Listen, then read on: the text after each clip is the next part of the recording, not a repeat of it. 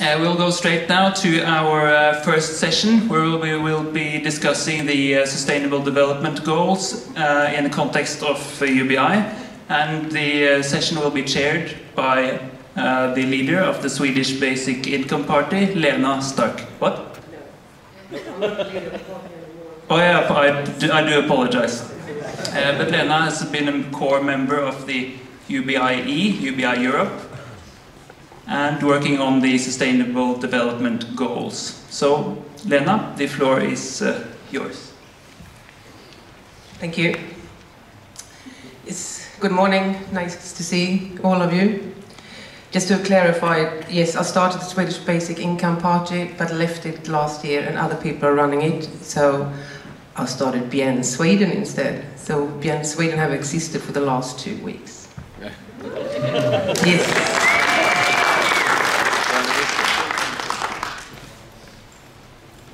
So how do we get this on? You didn't know. So this is going to be a very interesting session. How do we link the sustainability goals with the UBI? We have a great panel. Hilde Latour from Holland, and she's involved with the BN Holland and everything to do with basic income. Paul Harnett and Laura Bannister from World Basic Income Group. And you're going to talk later on what you are doing. And we need to have a Norwegian on the panel as well, so we have Kalle Moen, and I only know that you're an economist. And in the end we have Sarat Dwala from India. He's the vice chair of BN, and also organizing the next BN conference in Hyderabad in India in August this year. So, we are sort of, the audience, the panel is a bit of an expert on this, but I think we all can be expert on this. So I want to start this session with getting you in the audience involved. So I counted, you're about 100 of you here. So if you sort of sit in little groups of 5-6 people, and I will give you one of the goals each. I'll see if we get a better picture. So this is a 17 development goals that the United Nations decided this is what we're going to reach these goals 2030. So we have 11 years to do that. And I think with all these brains and all this creativity that we hear, I think we're going to get a good good head start. So that's what I want this session to become. So now we're going to listen to Hilde, going to talk about UBI and the sustainable goals.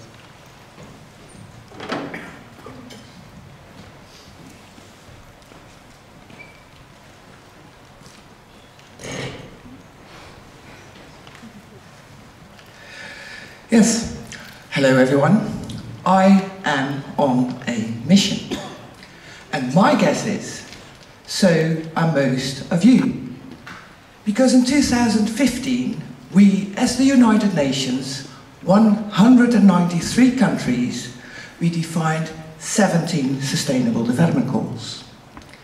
We also agreed to make them happen before 2030. That means we have a little more than 10 years to go. So let's get on with it, let's not waste any more time, and accelerate.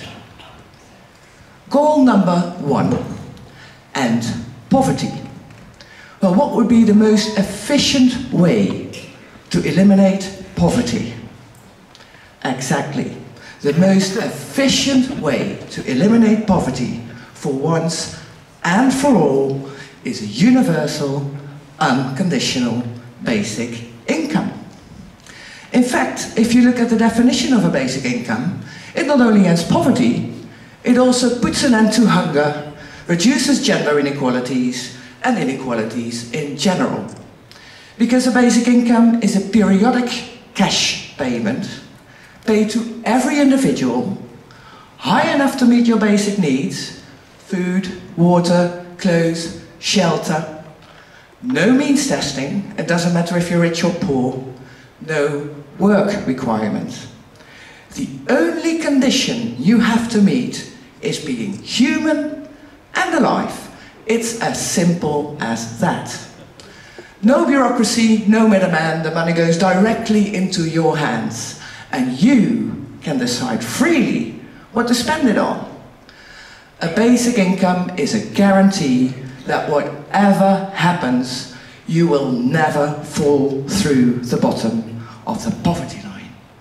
And then, the poverty line becomes a stable floor, a stage from where you can flourish, from where you can decide what you will do with your time and energy. So yes, by definition alone, a basic income already contributes to 4 of the 17 Sustainable Development Goals. And if you're one of those people that are indecisive and can't choose between a basic income and basic services, look what happened in Namibia when they had a period of extreme drought and they gave people cash instead of food. Some bought food for themselves so they could work on the land. Others bought food for their cattle. Another family bought seeds to grow crops for the next season, and someone else rented a donkey. So, if you look at the definition of a basic income, it already contributes to 4 of the 17 Sustainable Development Goals. But guess what? There is so much more. We know from basic income pilots and cash transfer programs around the world that a basic income has impressive positive effects on a variety of domains. Take crime. In all countries, many crimes are poverty related, right? Well, in Namibia, for example, we saw a decrease of total crime rates by 30% within 1 year when people received a basic income. 30%. With an impressive decline in illegal hunting. You can look at health. What are the effects on people's health? Well, people change their eating patterns. They eat healthier food because they can afford it.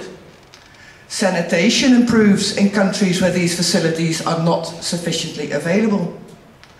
Are you stressed?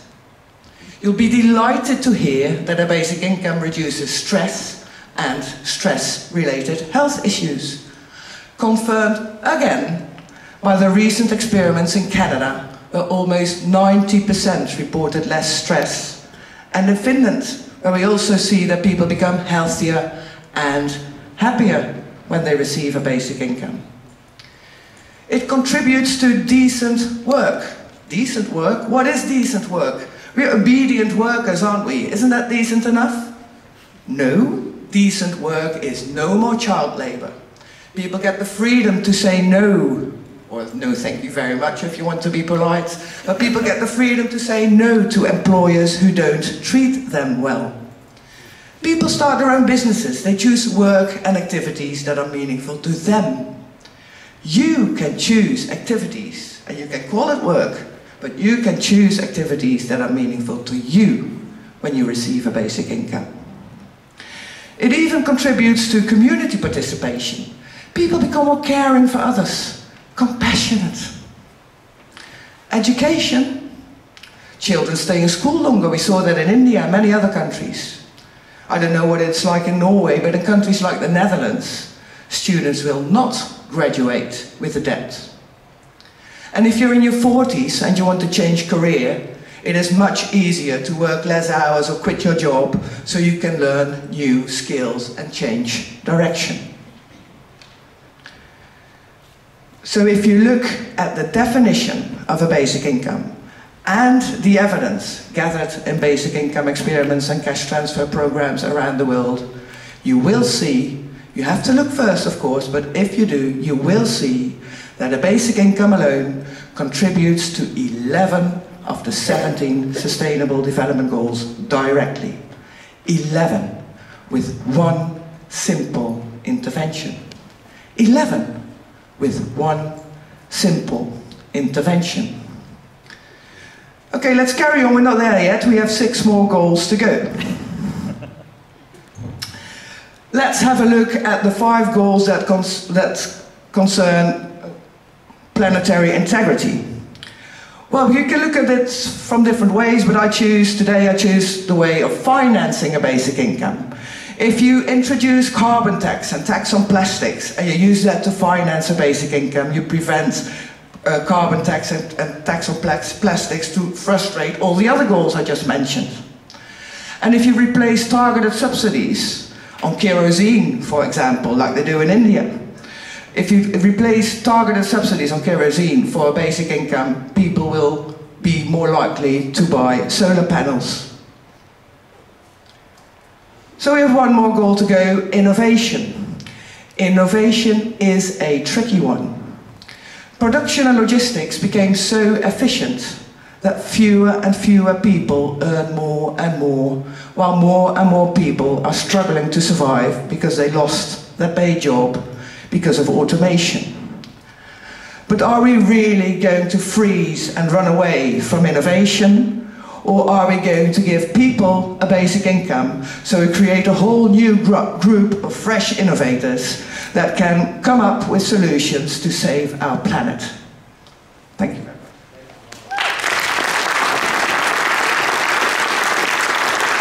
Thank you, Hilde. There you go, we've got a lot of goals already sold and we haven't even finished this first session. Paul, Laura?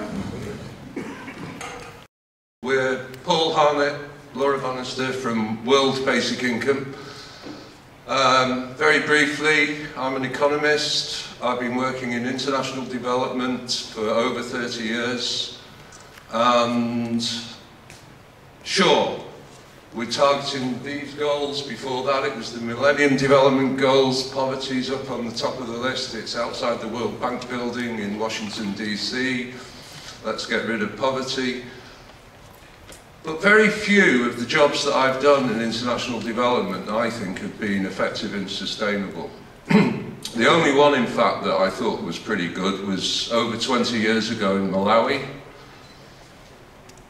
The British government asked me to help them dish out fertiliser and seed to every single family in Malawi. I said, okay, but I don't agree with it.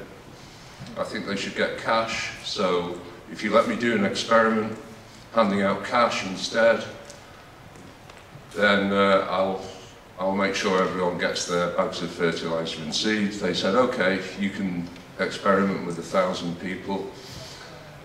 And it was the best thing I ever did. Those people really surprised me what they did with the cash.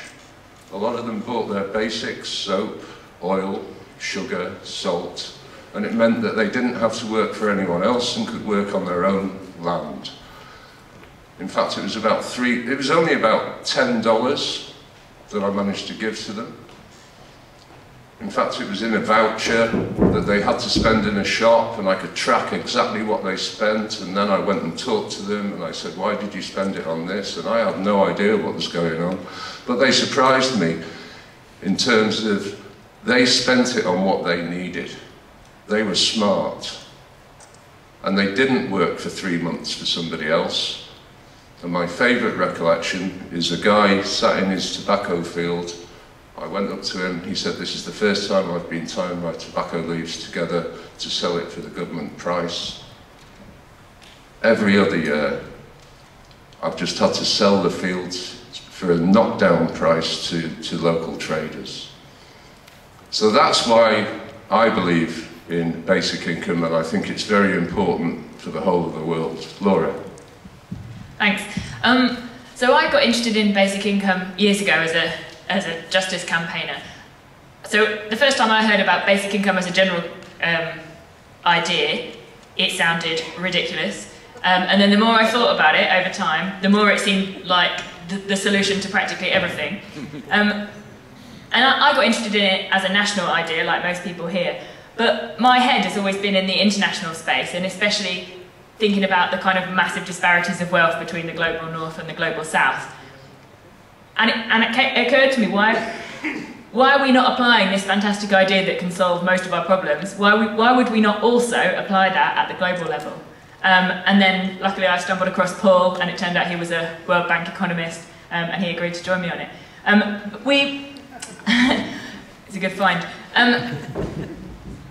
Well, when you're looking at this problem worldwide, So we support basic income at a national level, but we believe there should be an ultimate global floor, because there's always going to be some people that are not picked up by national basic income. So if you're unlucky enough to live in a country where your government has not seen the light and decided that basic income is a great idea, you will be missed. And the people in those countries are probably going to be the people that will benefit from basic income most of all. People, if you leave your home country, if you migrate, that is one of the most vulnerable positions you will ever be in your life, and you will be missed by a national basic income because you will fall outside the criteria. But a world basic income, you will always have that to fall back on. If you live in a failed state, or your country is at war, or has an economic crisis, again, everything falls apart, you'll probably lose your job, but you will have your world basic income to fall back on. So it absolutely picks up all those people for whom national basic income is not going to do the whole job. For people who are lucky enough to live in countries where they do get a national basic income, again, world basic income just gives you that ultimate basic floor that creates a kind of global citizenship worldwide, and gives you that fellowship. So here's our presentation. Which way do we go? Down. So imagine if everybody in the world was paid a basic income. Our model is based on dividends from the global commons. There's a session at the end of this weekend about the commons. It's increasingly becoming the basis by which a lot of basic income programs propose to be funded. At the moment, not much of the world is conceived as a global commons, but it should be, and increasingly bits of it are, and that's the proposal for how we would fund world basic income. The impact on the Sustainable Development Goals would be immense. We're not going to go through them one by one, we know what they are. But every single goal on here, especially the ones that are harder to pick up with national basic income, and especially based on a global commons funding model, which includes things like a carbon tax, an ocean pollution tax, various other eco-taxes, and they involve better management of the global commons as well, and disincentives for abusing it, so they help to touch those goals that are harder to reach. It would also cost less. It's a very efficient way, as we know, of providing for these goals. We have calculated figures for a basic income of $10 per person per month. Now, compared to a lot of national basic incomes, that sounds very minimal, but I've just been talking to Sarah, and he has explained the numbers that are being discussed for a basic income in India. It's $85 per family per month. So $10, we're talking about adults and children, so $10 per person per month is not wildly different, and again, it's a basic floor for people to fall below. We also think it's a starting figure that would hopefully be raised. But for $10 per month for the entire world, it's less than $1 trillion. If you then start to bring that down with different kind of poverty filters, all low-income countries, it's only 68 billion. That is minuscule. That's, you know, that's the aid budgets of a few rich countries. We also believe there should be a whole country pilot to get this off the ground, and we picked the countries that had suffered from Ebola, Sierra Leone being an example that you could do with less than $1 billion. All of the various taxes we propose will be gathered up and put in a sovereign wealth fund, and we've always been a huge admirer of Norway's sovereign wealth fund. The way that Norway has treated its oil wealth relative to practically every other country worldwide has been incredible. It's a great example of how a commons funding model can provide brilliantly for the people. This is our summary of some kind of basic finance calculations. We are in constant process of developing these further and understanding better the basis by which you could raise the money. But as you can see, the figure in the bottom right-hand corner, if you raised all of these taxes at the very conservative levels that we've suggested, that would actually do a world basic income of $71 per person per month worldwide. So, you know, we don't even have to be very good at collecting these taxes or apply all of them to generate a world basic income. Given that it's possible, we should definitely do it. The most common criticism that we receive in world basic income is it can't be done. But as Paul has pointed out, it's our world, it's our economy, we can run it however we want, and if we want to have a world basic income, then that is something that we could achieve. We're working on building a movement, so please join us.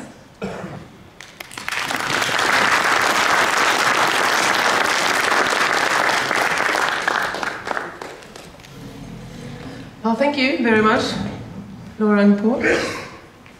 Kalle, your turn. Is this on?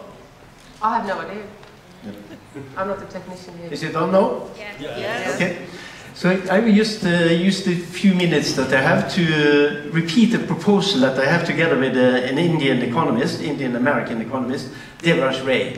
And that proposal is just that every country in the world should commit itself to pay, say, 10% of the national income that should go to universal basic income.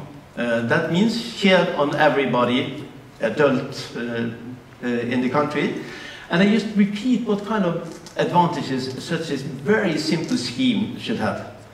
First of all, it indexes the level of universal basic income in the country. It is a huge problem in many places where you introduce things like that they have to be renegotiated, and then it depends on the political situation in the country, and it's very easily diluted by political opportunism from year to year. When you commit to a certain percentage, this is sort of, that means when the country becomes richer, then these things grow automatically, because you are committed to it. Secondly, it means that everybody gets a share of the common income in the country, created very often by trust, cooperation, and whatever it is, and they get a fair share. In my view, the share should be much higher than 10%, but start at 10% is easy much easier to implement and to get acceptance of. Thirdly, it has this advantage that people get some property rights, as if they had property rights in all modern technologies that come into the country. It doesn't eliminate the conflict over new technologies, new robots, but everybody has 10% of the ownership of these robots by this commitment to share the income in this way in the country. And the argument that many people have against universal basic income is it is too expensive. Well, too expensive. Here we start on the local condition, 10% of the local income in that country. And that doesn't give such a high force to arguments that we have to start out low. And there's also I can't remember how many numbers I get to this, 6th or 7th argument I have in favor of this, is that it really is a bonus for social cohesion, that you got more of a common interest. That means also that you have more collective incentives. Economists are pretty good, they think, I'm an economist, in the individual incentives, but the most important incentives are social. They are collective. They have to solve certain things. And here, for every collective things you can solve, by forming groups, by forming unions, by having associations in the society, you get 10% of the coordination gains from these things. Let me just stop by some quick numbers. So 10% of the income to shared equally on all adults. In India, that means that you get the poverty line, more or less, around that level.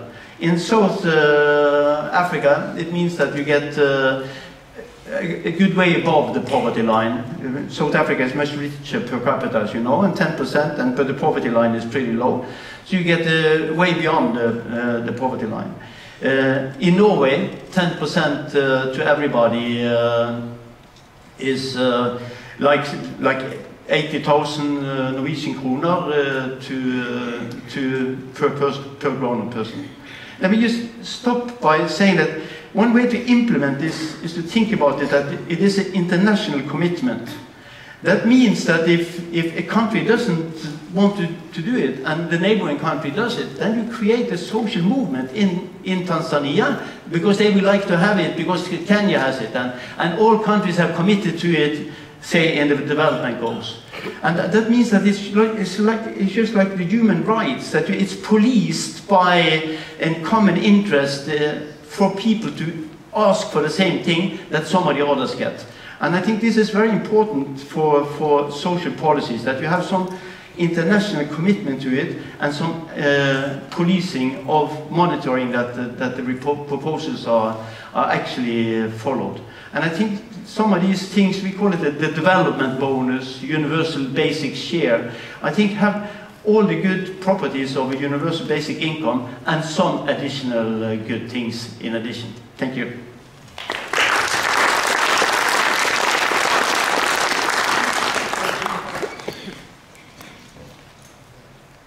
There we go. Thank you. Sarat, would you like to say something? Because you do. Yes. Good morning. It's so wonderful to see all of you here. I think it's a matter of time even those seats will be filled up, because I would like to point out to the three important crises that we are going through.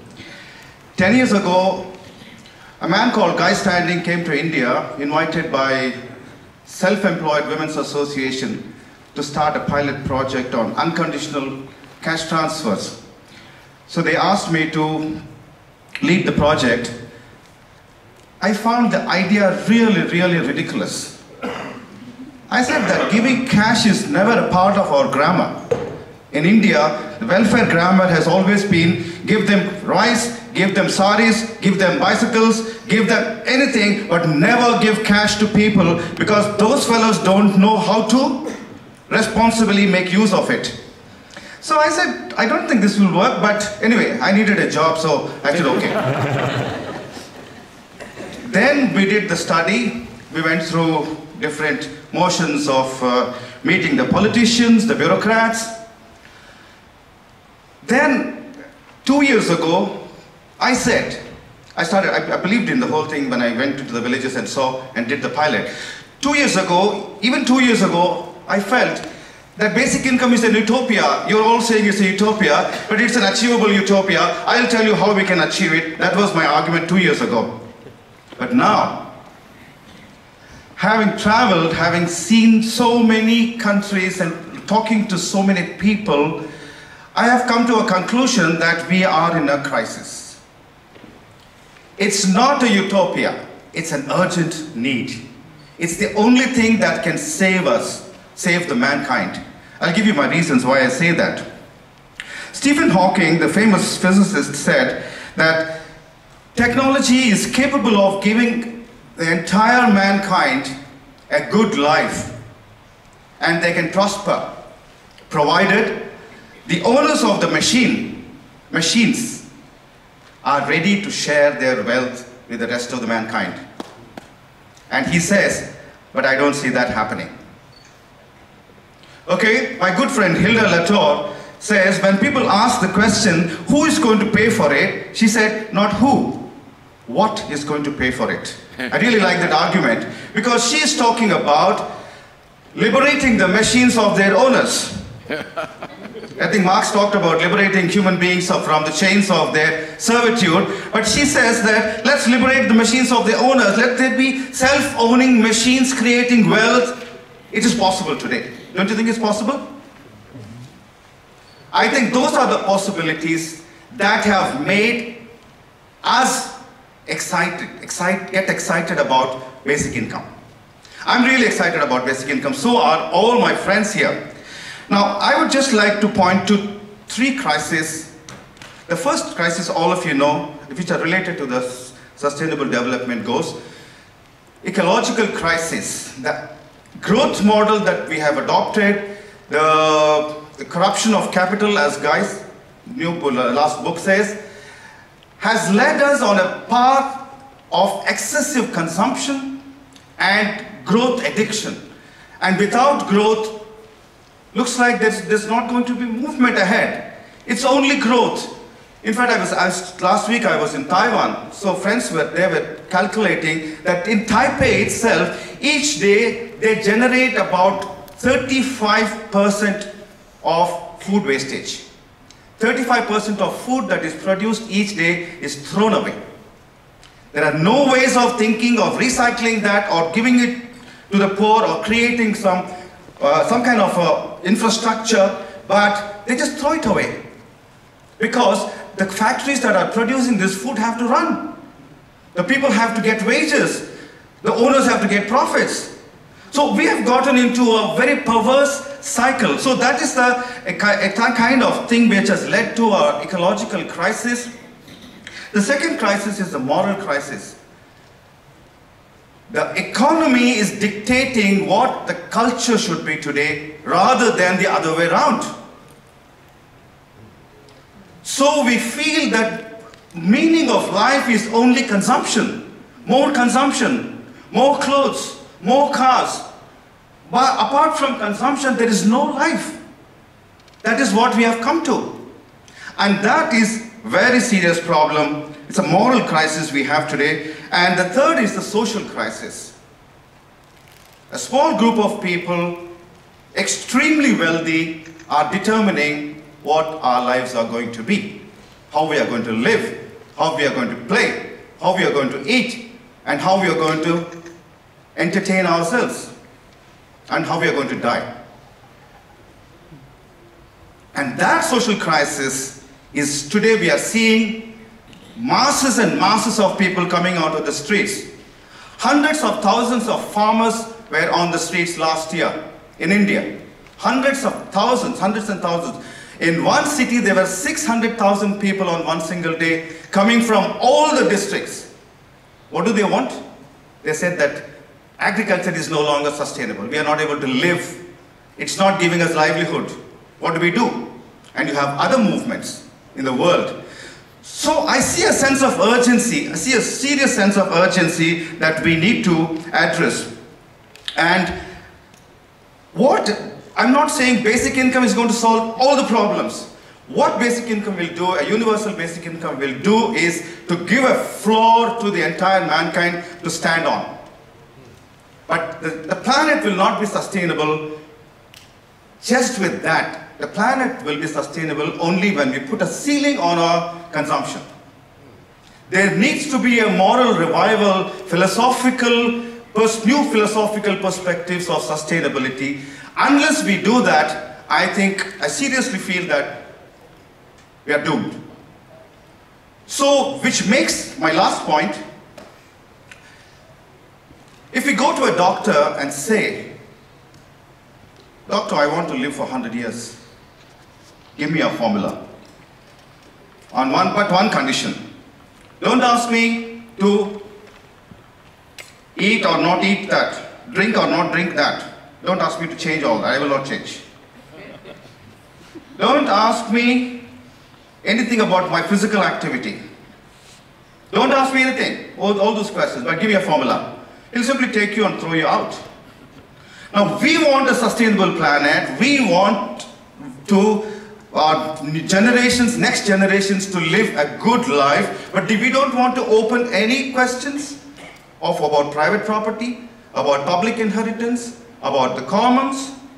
So people generally celebrate technological disruption, but when you do ask these questions, they say, "Oh, you're a Marxist. Oh, you are a radical.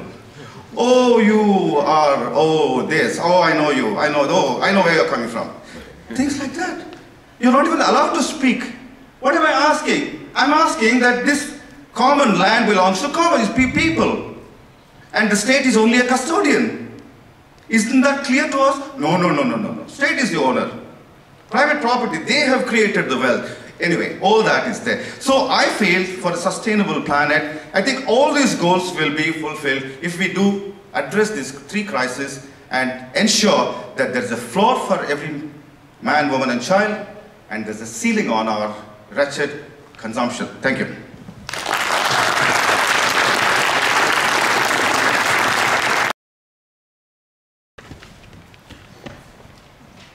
So which goal were you talking about? Quality education. Yes. I think what you just addressed, really facing the three crises we have currently, I think it's way more related to education. Further, like this? Sorry. I think in my group, if we address this problem, that everyone has access to education, and that also the education system changes its mentality. I think it's not only mainly elitistic, the elite, yeah? That we are not aiming to educate ourselves to just get a higher and higher income, and so to be able to consume every day more and more. If we change the way we see the goal of education to actually enrich ourselves and not as a money goal, then probably we'll have more chances to achieve those goals and save our planet. Or not save our planet, honestly, but save mankind, because planet will probably regenerate itself. Just taking rid of us. Good, thank you. Any other groups? Yes. Wait.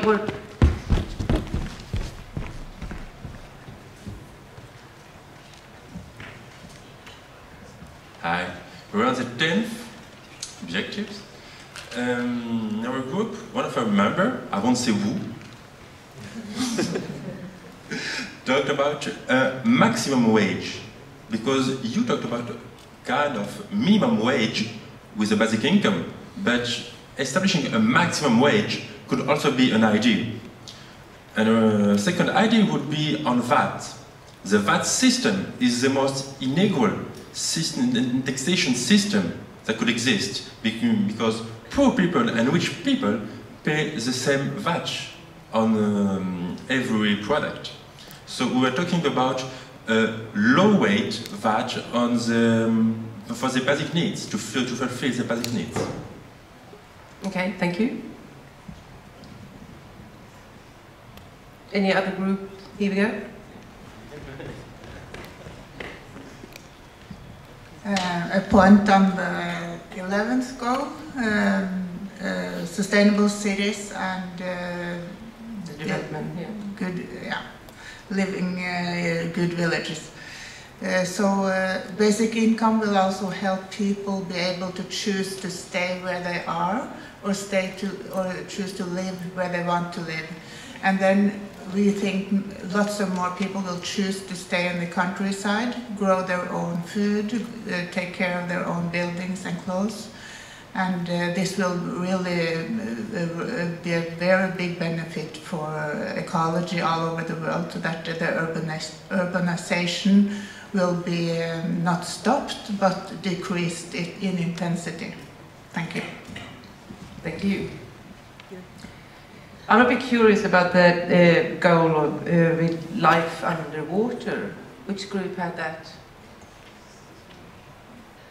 No one? It's no solution. Life on land? Did you have anything to come up there, Viva?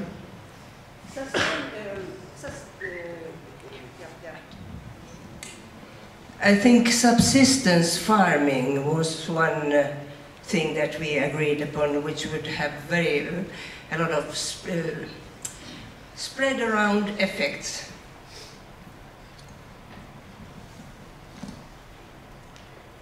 Okay, I hope you've been thinking a lot about it, and I hope now you have questions for our panel. So the floor is free for any questions about anything. Yes? I've got one remark or question that I would like to respond to. And if I understood it correctly, there was on a maximum wage, not only a minimum wage. Here's how I think about these things. I think law regulation on maximum wages are not very feasible policies. But I think a basic income, in particular in the form of a universal basic share, can help in achieving what you are proposing. Because what is needed is really to increase the bottom.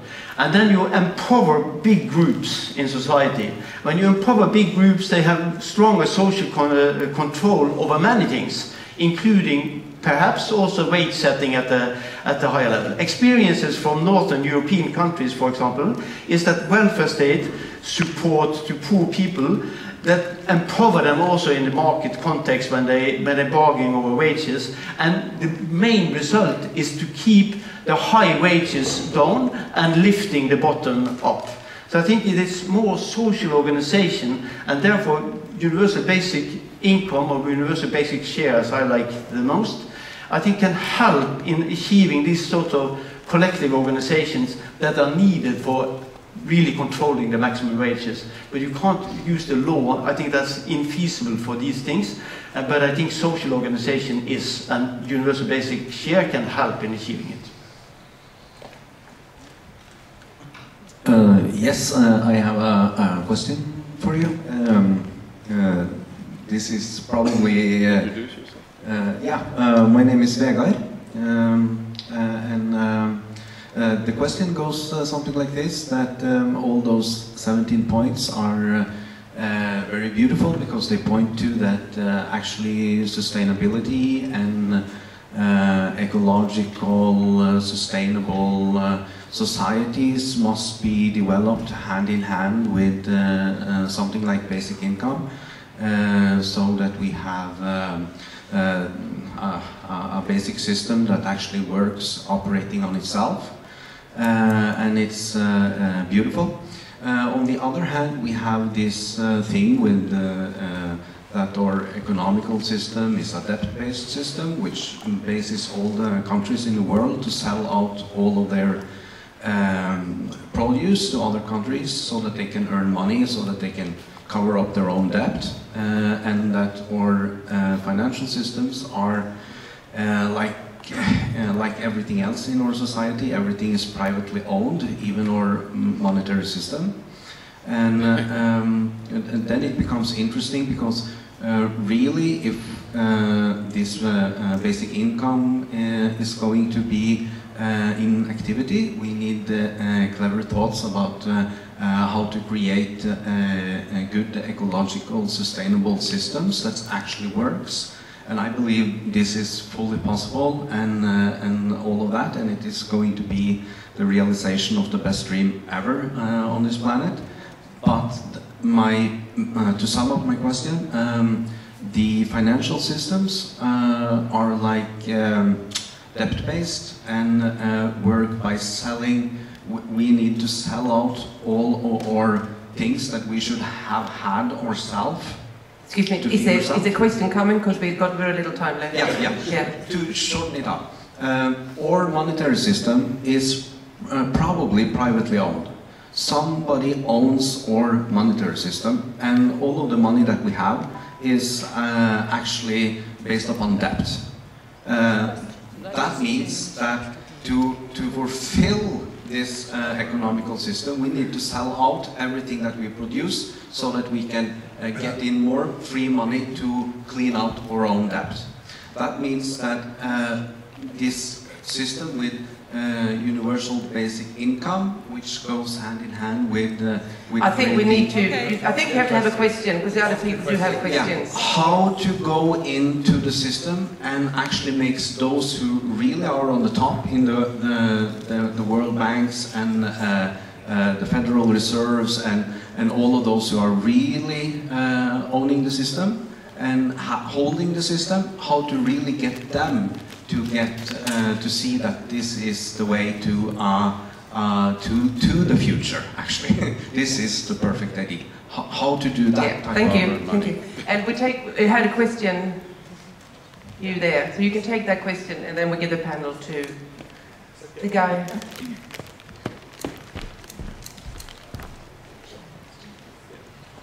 So my question is to Kala. Why, and this is mainly universal basic income related to, say, more advanced countries like Norway. Why, if robots are going to displace so many workers, it seems to me that whoever owns the robots are the ones that are really going to be in control of the economic system or get the benefit. So why universal basic income rather than universal basic ownership? Okay, so the first question then, how do we create these, outside this top-steered economy system we have today? That was your question. Anyone has an answer?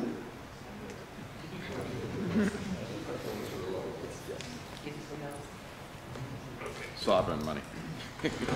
Okay, I'll try and pick up on a lot of the themes that have come through all of those questions. We've got a criticism of the international financial system. The answer is tax. To paraphrase Christine Lagarde, the head of the IMF recently, the international tax system is broken. So there's a big need for a reform of tax. You could go further and also talk about money.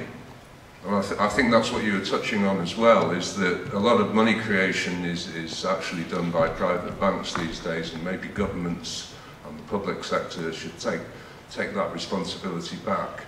And you'll find in many countries that debate is going forward.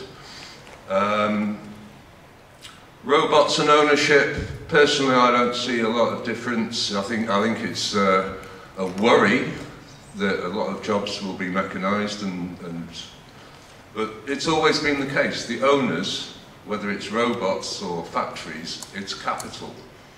Yeah? And it's capital that's the problem. That relates to your question on universal basic ownership. And there are various ways of funding your universal basic income. And one of them is common capital shares. Varoufakis has really pushed for this, and I think Julio here has also worked on that. So I do think that is a very valid point. If you're going to fund your universal basic income, yeah, let's go for a share in the ownership of capital. Why not? Just to come back on sustainable farming, somebody mentioned up here.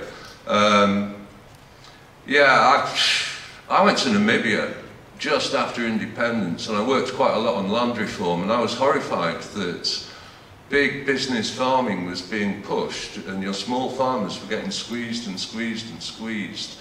And in recent years, small farmers all over the world have lost land about the size of Spain. It's a major cause of migration, and small farmers are just not recognised. I did calculations, they're more productive and more sustainable. And I think that's the kind of thing that we need to recognise. And one thing that would stop a lot of this privatisation of land by large companies is a decent land value tax, which is a sustainable way of funding a basic income. And finally, with regards to the maximum wage, yeah, why stick with maximum wage? Go for maximum wealth as well. Yeah. And I agree with you, not a bad idea. To Bruce, I think there are two sides of the same thing. If you have an ownership to the stream of the income that comes from an asset like a robot, then you actually own that fraction of the robot in reality. So that's a more question about how big this share is going to be. And I sympathize that there should be collective ownership to robots, because they're basically the result of long state finance research that everybody have contributed to, and then there are those who sort of implement the last stage in the innovation. They get all the benefits. And I sympathize with the view that these should actually be more of a collective ownership to them. But I think it's much easier to argue and to implement that you get a share of the benefits, and maybe a higher share than I proposed. Or, the experiences from all countries that the protection of the streams of income is much less than the protection of the ownership in itself. In Sweden, for example, they introduced this wage earner funds. That's the first time where the bourgeoisie in Sweden solved the collective action problem and protested against it. And it was the first time where the bourgeoisie parties took over for the Social Democrats. Because I think the challenge to ownership is much more a political threat than implementing a share of the stream of income. And they are very much alike.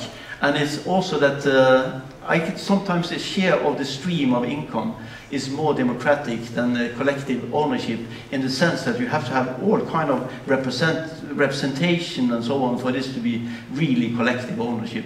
So I think a share of the stream of income is a good idea, but it can be combined. It's flexible. It can be combined with any ownership structure. You can have cooperatives, you can have anything. It can be combined with everything. It's just a redistributing scheme in itself, and that's why I favor it.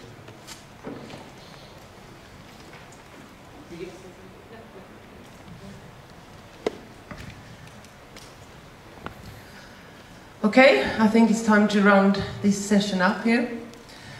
for me, when I made that connection with the UBI and the goals, it was like, wow, it sort of all fell into place.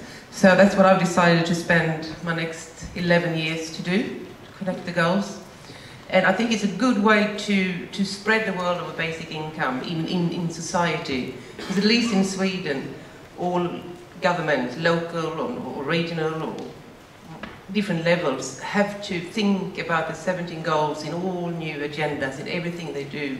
And if you can come in there and talk about basic income, if you introduce that, you got nearly all the goals solved. So it's an easy solution we can spread to others. And we have actually started a group now called Mission Possible 2030. So it's Sarat, Hilde, me and Anja. And we're getting a homepage and we're getting it set up. And so that's our work for the next 11 years. So if you want to join us, please do. And let's make it happen. And let's make this goal solved in 2030. It is a mission possible, actually. Thank you, everyone, and thank you, the panel.